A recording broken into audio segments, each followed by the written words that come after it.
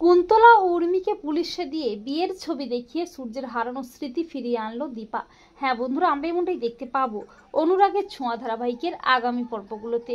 দীপা কায়দা করে উর্মির কাছ থেকে ওষুধটা নিয়ে ল্যাব টেস্ট করে জানতে পারে ওই ওষুধটা কেউ যদি দিনের পর দিন খায় তাহলে সে তার স্মৃতিশক্তি হারিয়ে ফেলবে, কাউকেই চিনতে পারবে না। তা শুনে চমকে ওঠে দীপা।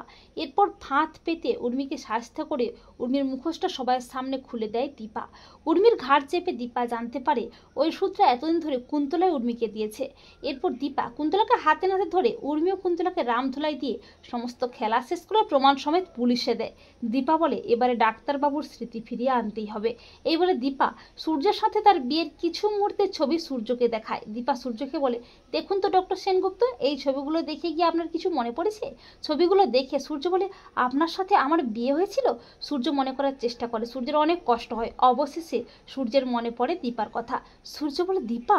দীপা বলে, ডাক্তারবাবু আপনি আমাকে চিনতে পেরেছেন? সূর্য বলে, হ্যাঁ দীপা, আমি তোমাকে চিনতে পেরেছি, কিন্তু সোনামা তো আমার কাছেই আছে, কিন্তু আমার রূপামা কোথায়? আর ঠিক তখনই রূপা এসে বলে, বাবা এই তো তোমার রূপা। রূপাকে জড়িয়ে ধরে অনেক আদর করে সূর্য।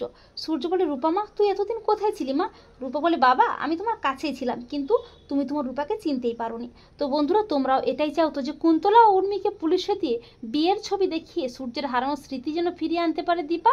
কমেন্ট করে এক্ষুনি জানিয়ে দাও তোমাদের মতামতটি।